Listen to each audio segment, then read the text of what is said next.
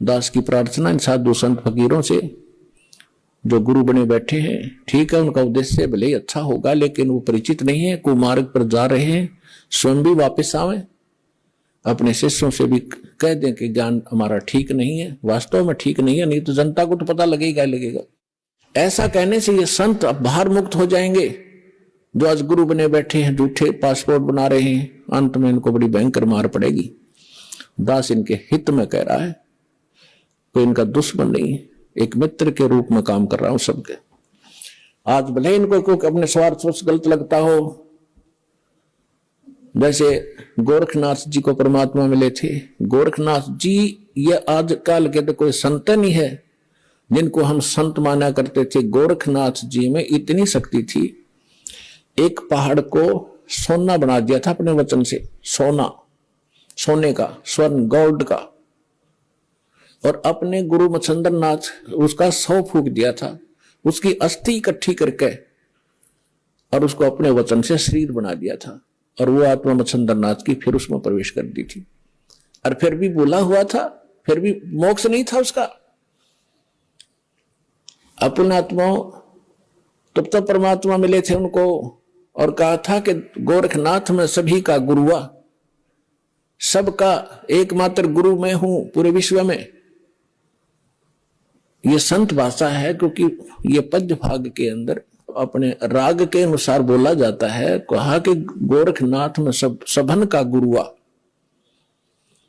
अब गोरखनाथ जी क्या कहते हैं, तेरा वचन में लागे कड़ुआ, कि आप जो कह रहे हैं मेरे अतिरिक्त कोई संसार में गुरु नहीं है, तो मुझे आपका ये वचन अच्छा नहीं लग रहा, कड़ुआ लग रहा है, बुरा लगता है।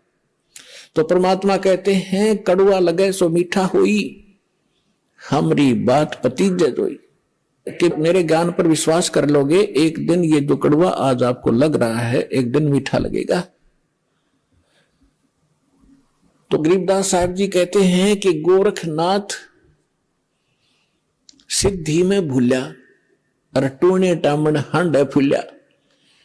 मुर्दे तक जीवित करना, पहाड़ को सोने में परिवर्तित कर देना, ये तो टूना टामन बताया यथार्थ भक्ति की तुलना में। और ये सिद्धियां दिखाकर, जैसे अगस्त ऋषि ने समुद्र पी लिया एक घूंट में, 7 समुद्र खाली कर दिए। पुण्यात्मा आज की विज्ञान करके दिखाओ इन्हें। और जो आध्यात्मिक शक्ति है उसके तुलना में ये जो भौतिक विज्ञान तो पाश्यंग भी नहीं है। लेकिन उन्होंने वो विज्ञान का दुरुपयोग किया, अध्यात्म विज्ञान का। अब ये भी दुरुपयोग कर रहे हैं परमाणु वगैरह बना करके।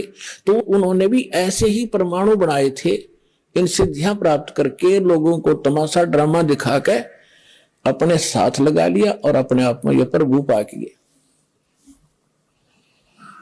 तो गोरखनाथ के विषय में कहा कि गोरखनाथ सिद्धि में भूल्या, भगवान भूल गया, उसी से अपने आप को बहुत बड़ा महापुरुष मान लिया और टूने टामन हंड फूल्या। परमात्मा ने कहा कि तुम हो जम की फर्दी माही। परमात्मा ने कहा कबीर साहब ने कि हे गोरखनाथ, आप काल की फर्द में हो। फर्द को खूब समझते हैं भगत जो किसान स्तर के हैं, उसकी जो जमीन की फर्द होती है उसके अंदर उसकी सारी रजिस्टर्ड जो उसके नाम जमीन होती है, उसका ब्यौरा होता है कि यह इसकी है, इस व्यक्ति की, वह उसकी फर्द में है, पक्की है वह।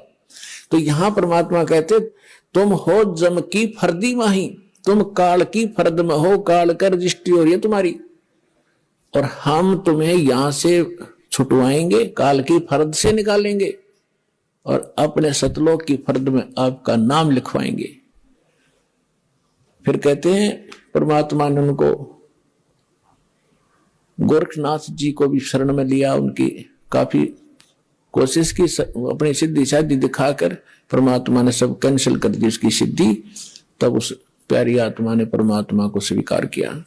तो कहने का भाव यह है, दास जो आज ज्ञान दे रहा है, वैसे किसी को कड़वा लगे, एक दिन समझ में आओगी ना जो बात, आपने बहुत बढ़िया लगेंगी सारी कहानी।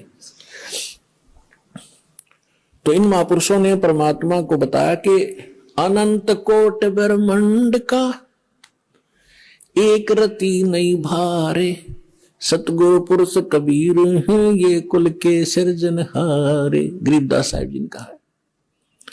हम सुल्तानी नानक तारे दादू को उपदेश दिया, जात जुलाहा भेद न पाया वो काशी माहे कबीर हुआ। अब ये भी प्रमाणित कर दिया इन प्रत्यक्ष दृष्टाओं ने कि हु इज गॉड, वो परमात्मा है कौन, कि जो काशी में एक धानक का काम करा करते जुल्हे का, वो काशी में वो परमात्मा है। और यही नानक साहिब जी ने कह दिया, भाई सूरत मुल्क की वेश ए ठगवाड़ा ठगी देश, खरासियाना बहुता बार देखो धानक रूप रहा करता है।